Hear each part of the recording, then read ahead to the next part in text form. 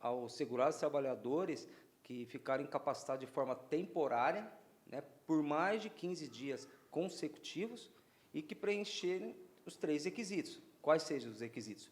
Primeiro requisito, comprovar a incapacidade temporária. Isso vai ser comprovado através de documentos médicos, perícia, né, feita pelo INSS. E o segundo requisito, cumprir a carência mínima de 12 meses. E o terceiro e último requisito para o benefício de auxílio-doença é a qualidade segurada. Só para acrescentar aqui, a qualidade segurada, para o trabalhador entender melhor, nós chamamos aqui no nosso ramo previdenciário aqui de um período de graça. É um tempo que o trabalhador fica, como eu vou dizer, coberto pelo INSS, né? Um tempo mínimo de 12 meses, né? E pode se estender até 36 meses. O que é isso? Trabalhador, vou dar um exemplo, trabalhador trabalhou numa empresa durante alguns anos, foi demitido. Aí, foi demitido dessa empresa, ele tem, da data de demissão, 12 meses já de qualidade assegurada, período de graça. Então, ele pode ficar esses 12 meses, caso ele não contribua ou não arrume outro trabalho, ele está cobertado aí pelo INSS, caso ele necessite algum benefício por incapacidade.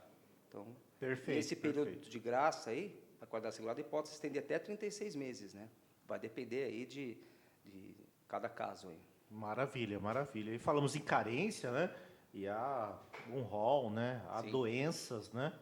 Que não necessita efetivamente de carência, né? Então, a carência, a grosso modo, né? É o requisito aí geral, né? Geral. Mas há exceções. Sim. Aí, né? Efetivamente. Então, isso é bom ser citado, né? Para que o trabalhador, né? Fala assim, estou doente, né? Estou incapacitado, mesmo que parcialmente, né? Tá? Tendo direito aí ao auxílio-doença, mas só que eu não tenho a carência, eu não tenho 12 contribuições, né? Aí precisaria ver, né, o caso concreto aí, né? Qual que é a doença, para a gente poder verificar se aquela doença em si, aquela doença especificamente, né? Se há, né, essa exigência do preenchimento da carência ou não, ou se está no período de graça, né, como Sim. bem adiantou o doutor Ricardo. Perfeito. Né? É aquele período no qual o trabalhador não está contribuindo, mas mesmo não estando contribuindo, ele ainda guarda vínculo jurídico com o INSS, Exatamente. fazendo jus aí à cobertura previdenciária, né, doutor Ricardo? Sim, exatamente isso. O requisito aí da carência mínima, aí a gente estava falando especificamente do auxílio-doença, né? Mas, como o doutor disse, há exceções para outras modalidades, onde independe de carência. Perfeito, perfeito. Doutora Mariana, bem linkado aí pelo doutor Ricardo, né, o auxílio-doença, que é o benefício incapacitante mais comumente, né, que o trabalhador já está mais acostumado aí, geralmente é o que tem maiores índices aí, né, em termos percentuais, né, de implantação, né, implementação por parte do INSS, né, benefício incapacitante que mais há pagamentos, né, por parte do INSS, mas que é um benefício, né, que é, como bem pontuado pelo doutor Ricardo, que o trabalhador está incapacitado, né, tá? Não totalmente, né, tá? Mas parcialmente e temporariamente, né? Está em tratamento, né? Então está temporariamente, não definitivamente incapacitado, então ele afasta-se, né, do trabalho, né, passa a não receber mais salário e receber do INSS, mas temos também a aposentadoria por invalidez, que aí estaríamos falando numa incapacidade total, né, total. E temos um outro benefício aí, né? Isso dá um nó na cabeça do trabalhador, né? Um outro benefício que traz de uma incapacidade total, mas só que parcial, né? Aí não é o caso de concessão de aposentadoria por invalidez, mas a concessão de um benefício indenizatório chamado auxílio-acidente. Esse é cumulativo com o salário, né? Recebe da empresa e recebe do INSS. É uma exceção aí entre os benefícios incapacitantes, né? Acho que convém a gente traçar esse paralelo, explicar para o pessoal que está nos ouvindo, para o trabalhador, né, as diferenças entre esses 3 benefícios. Correto, doutor. Começando pelo auxílio acidente. Bom, adiantando, o auxílio acidente ele está previsto também na Lei de Benefícios, mais preciso no artigo 86. Como o doutor Edmar já adiantou, é um benefício de caráter indenizatório. Por qual motivo? O segurado não está totalmente incapacitado, né, tem uma redução da capacidade laborativa, que pode continuar trabalhando mesmo com a redução, limitação da capacidade, pode continuar exercendo aí as atividades, né? Esse benefício ele é concedido para segurados que sofrem um acidente, tanto no ambiente laboral quanto fora do ambiente laborativo, e até mesmo para segurados que tenham doenças ocupacionais, né? Desde que esse acidente, essa doença ocupacional resulta em alguma sequela que incapacite a redução aí de exercer alguma atividade, né? Mais precisamente, a atividade que estava exercendo na época do acidente.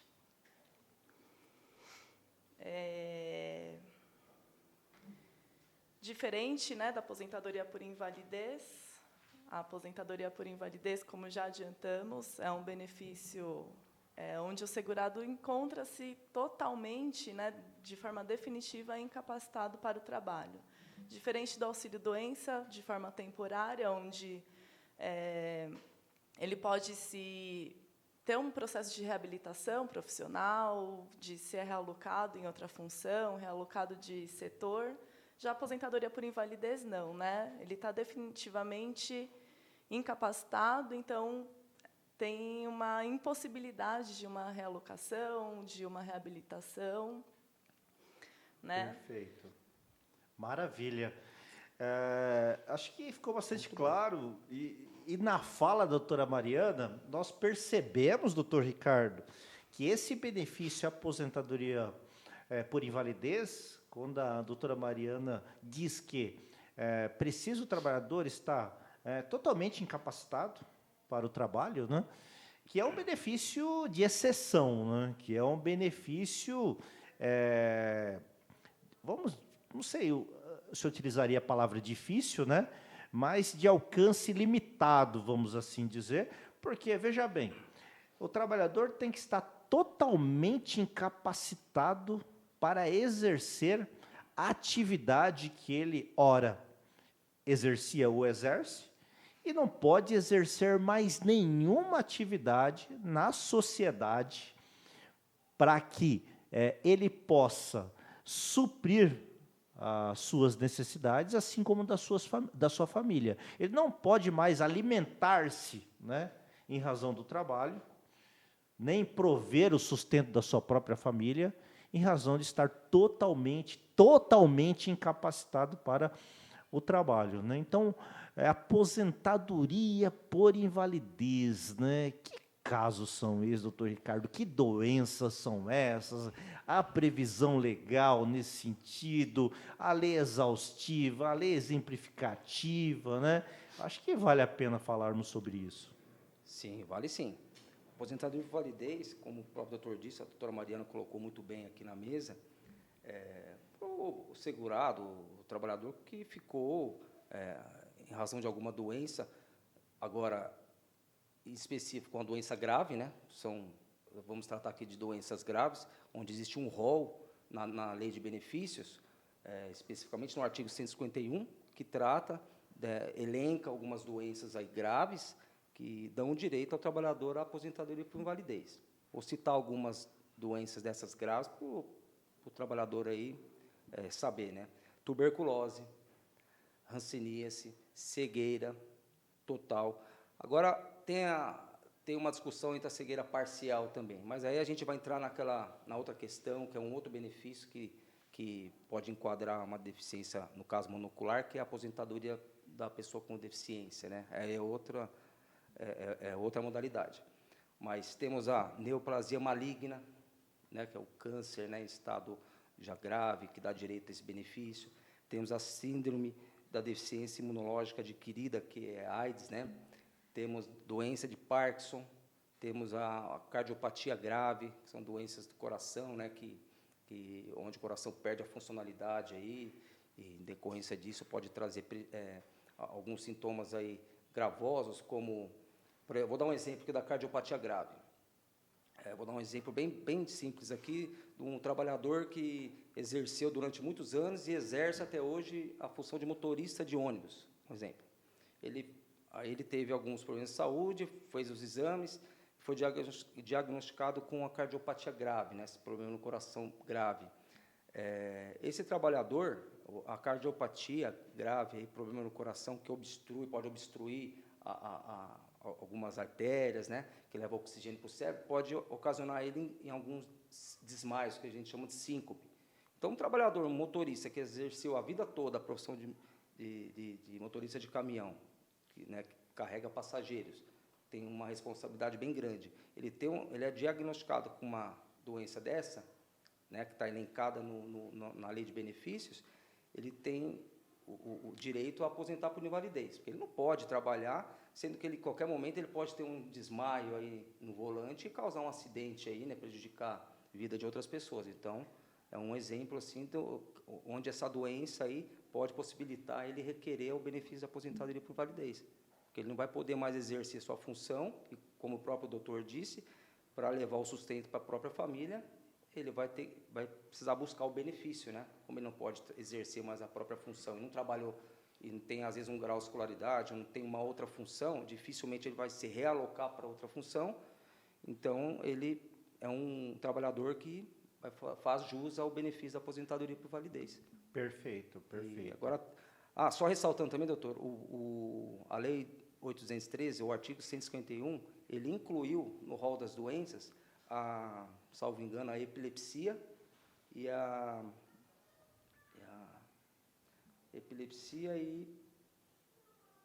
agora não. Mas enfim, né? É importante a gente ressaltar efetivamente, né, essa listagem, né? Mas Esquizofrenia. Esquizofrenia, exatamente. Mas devemos ressaltar que essa relação imposta, assim, vamos dizer, pela lei, ela não é exaustiva, né? Então, eu posso ter doenças que não estão na listagem e ser aí constatado através de exames e de um laudo, né? Um laudo de um perito médico, né? Administrativamente, no INSS ou judicialmente, através de um médico perito nomeado pelo juiz, né? Que o trabalhador, né, tem uma doença que não consta deste rol, né, tá? Ou doenças, né, que não constem desse rol, e mesmo assim ele está totalmente inválido para o mercado de trabalho, fazendo jus à concessão da aposentadoria por invalidez. Né? Não, correto, doutor, não é exaustivo aqui o rol. Só estamos trazendo as doenças mais graves, né, que são perfeito. Mas tem outras possibilidades, também, outras doenças que pode dar direito ao benefício. Ótimo, ótimo. Perfeito, doutor Ricardo. Doutora Mariana, falamos aqui do auxílio acidente, né? Falamos aí, né? A doutora trouxe aí, já dentro aí dos 3 benefícios incapacitantes, né? Trazendo a diferença entre o auxílio doença, aposentadoria por invalidez e o auxílio acidente. Mas o auxílio acidente, dentro das estatísticas, né? Das cruéis estatísticas, né? Permeadas pelo nosso país, que ocupa a triste e vergonhosa posição de 4º colocado mundial em número de acidentes do trabalho, acidente / doença, porque a doença do trabalho, ela aí equivale, né, a um acidente, né, por força de lei, né, tá? O auxílio acidente é um benefício bastante comum, porque eu estou falando aí efetivamente de uma condição, né, de uma incapacidade parcial, né, tá? Como que se daria a constatação dessa incapacidade parcial, né? qual que é o grau dessa incapacidade, né, para que o trabalhador faça jus à concessão desse benefício, que ele pode receber junto com o salário. Já pensou? É um complemento de renda, ele recebe o salário da empresa e recebe efetivamente do INSS um plus, um valor a mais aí, que, né, para o sustento da sua família é muito importante. E muitas vezes o trabalhador não tem conhecimento desse benefício, não é verdade? Sim. Esse benefício, como o doutor já adiantou, né, nosso país é o 4º aí colocado, e temos muitas multinacionais, né, empresas de grande porte, que trabalhadores trabalham, né, a vida toda, 30 anos aí exercendo as mesmas funções.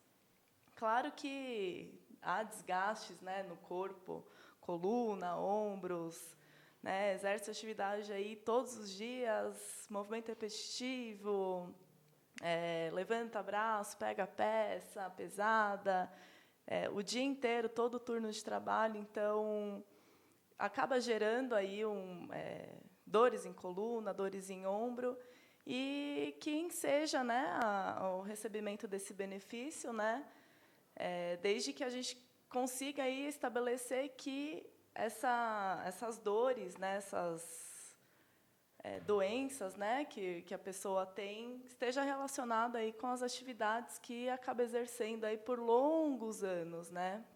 Perfeito, perfeito.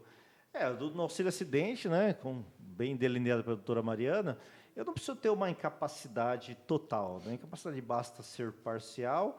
Na verdade, estamos falando aqui de um déficit laborativo, né? O trabalhador, ele não tem mais condições, né, de exercer com a mesma presteza, né, com a mesma... Ele não dá mais a mesma produção que ele dava de outrora. Por quê? Porque ele tem um déficit laborativo, ele tem uma diminuição da capacidade laborativa. O trabalho agressivo, o trabalho insalubre, né, desenvolveu, né, problemas aí nos ombros, né, como dito pela doutora Mariana, na coluna, nos punhos, né, enfim, né, que trouxe aí um agravamento, né, no sentido de que esse déficit laborativo está tendo um impedimento no dia a dia do seu labor, né? Já não consegue efetivamente fazer o que ele fazia anteriormente, né? Então ele entrou numa condição na empresa e hoje está em outra condição, pior efetivamente, né? Então é um benefício de caráter indenizatório, né? O INSS deve conceder ao trabalhador esse benefício. Por quê? Porque ele apresenta hoje esse déficit laborativo. Ele não pode concorrer em pé de igualdade com os demais trabalhadores no mercado de trabalho, né? Numa eventual admissão de uma empresa, né? Ele vai passar num exame médico admissional, né?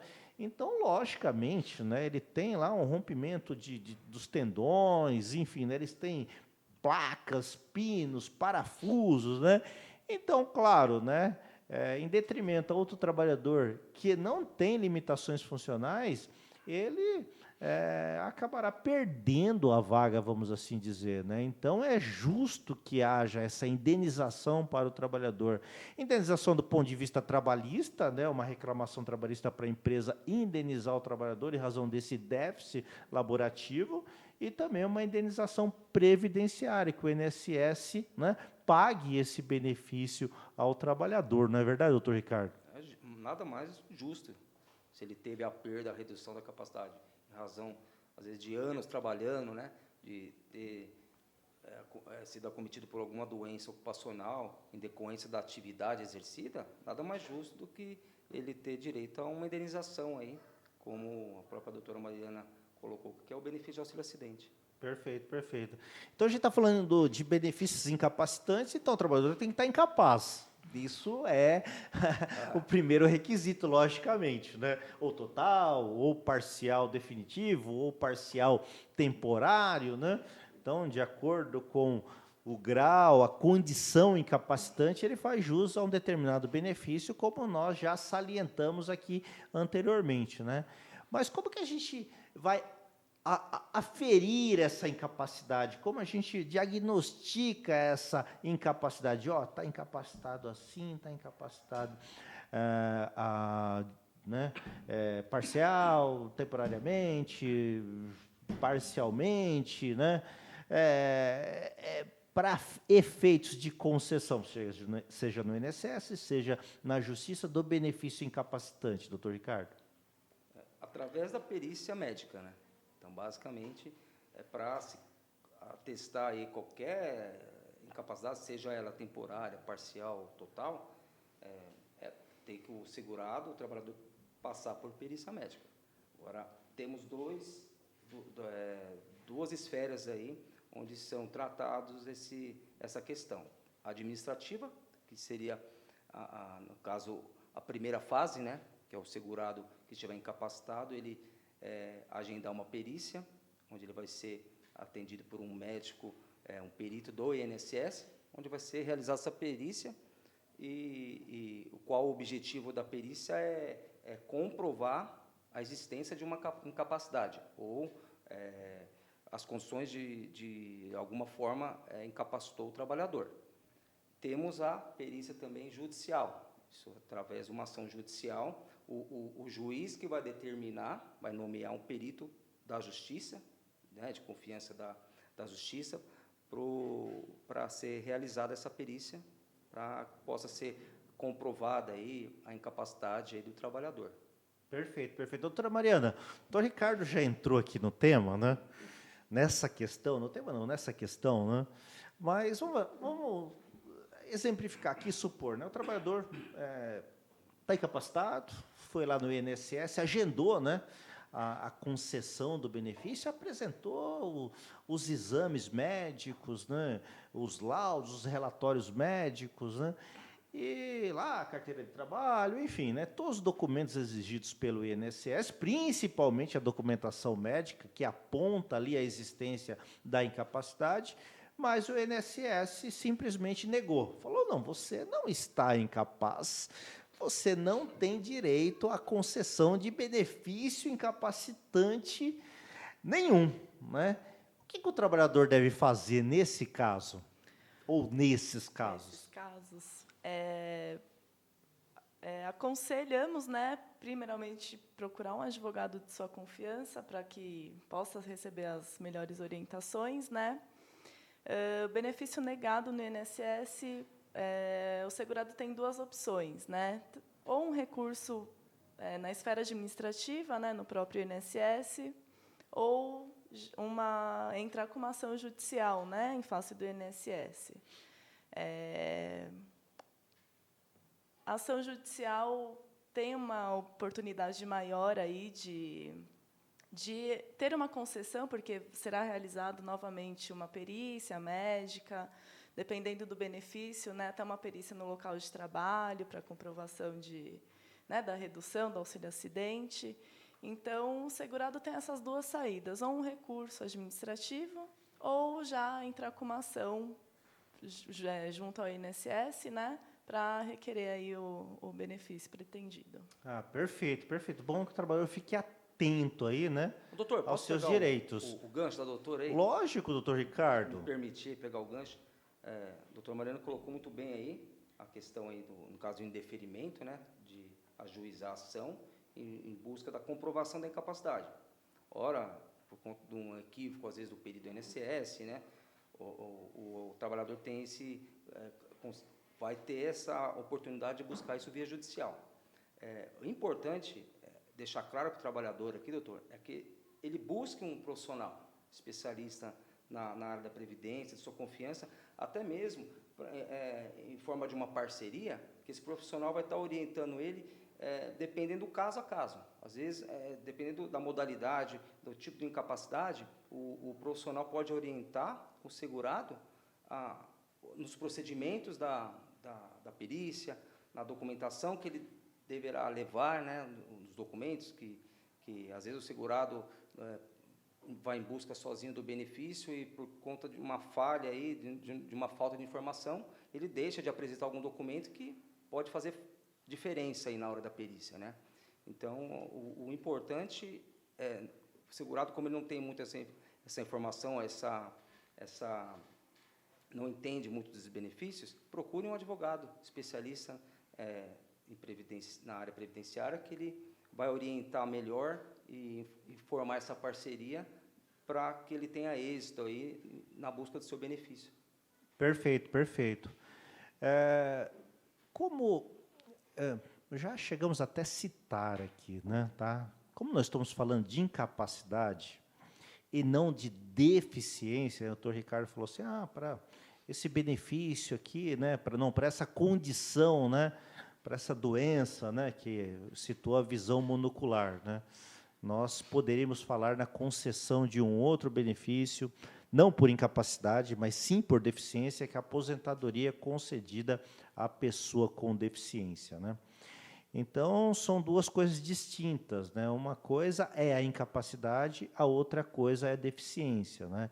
A incapacidade, estamos falando, como o nome propriamente diz, né, do trabalhador, da pessoa estar incapacitada para exercer as suas funções, as suas atividades diárias, né? Tá?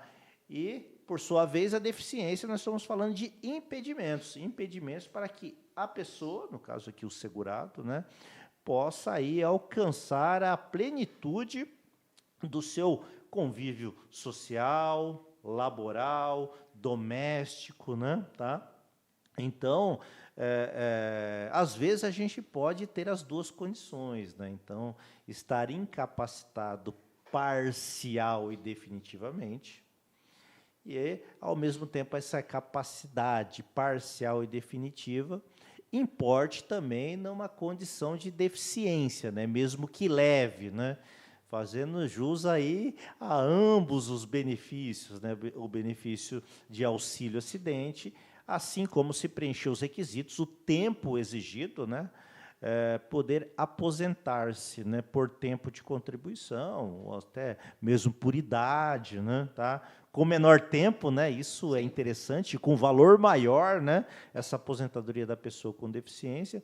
Então, acho que vale a pena a gente falar um pouquinho sobre esse benefício, né, ou esses benefícios devidos à pessoa com deficiência, doutor Ricardo. Sim, sim. A aposentadoria da pessoa com deficiência, ela é regida por uma lei específica, né? A Lei 142/2013, né, salvo engano. E ela vai tratar dos casos, conforme o doutor Dilmar já adiantou, diferentes de incapacidade.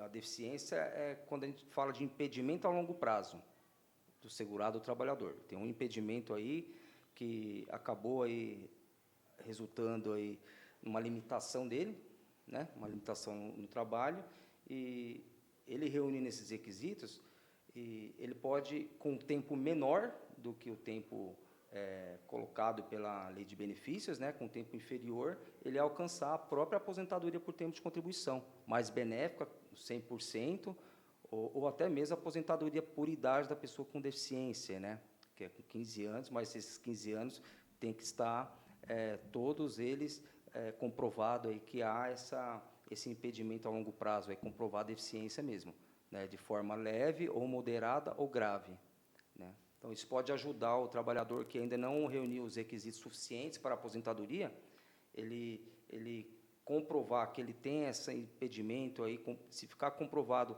via perícia que resulta numa deficiência leve, mesmo ele não tendo, por exemplo, no caso do homem, os 35 anos de tempo de contribuição, mas ele tem menos, tem 33 anos, ele se enquadra numa aposentadoria leve, né, da aposentadoria por tempo com deficiência, na modalidade leve, que isso vai trazer um benefício mais vantajoso para ele. Perfeito, perfeito, perfeito. E lembrando, pessoal, né, que concessão de benefício previdenciário requer um liame, né, um vínculo jurídico com o INSS, estabelecido através do quê? Através das contribuições, né? Tá? Então, chama-se qualidade de segurado, né? Quem está contribuindo para o INSS guarda esse vínculo jurídico, guarda essa qualidade de segurado, né? Então, é o seguro, né? Se você está, né, pagando o seguro, você vai ter direito ao prêmio, à indenização, caso o seu veículo seja roubado, da mesma forma aqui, né? Você fica doente, você se acidenta, né?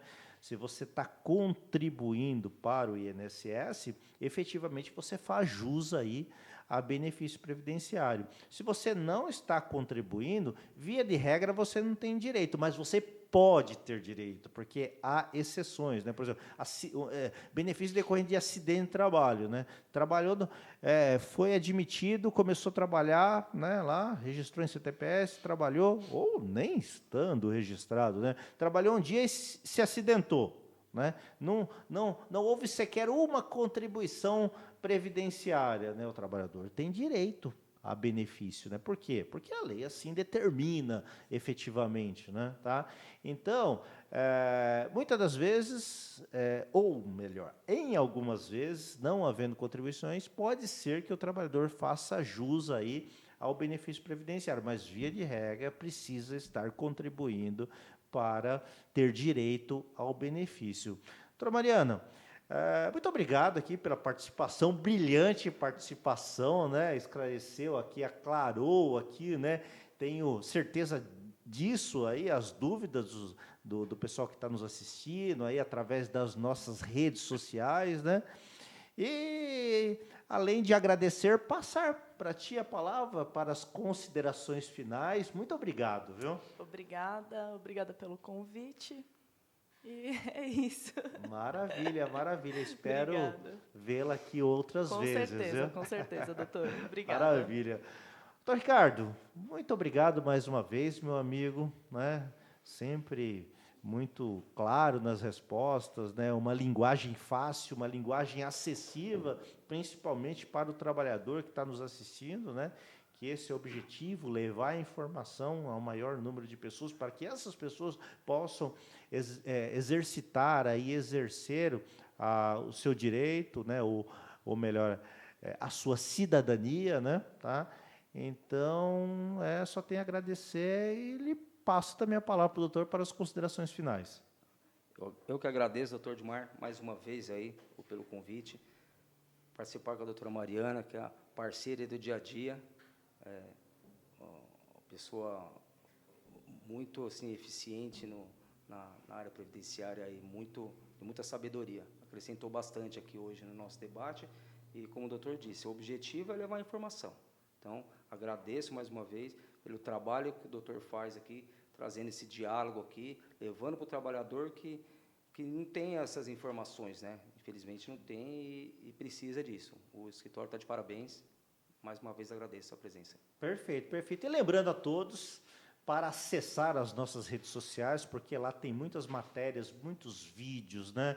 Muito material rico aí, né? Porque muitas vezes pode elucidar aí as dúvidas dos trabalhadores, né? De como exercitar os seus direitos, né?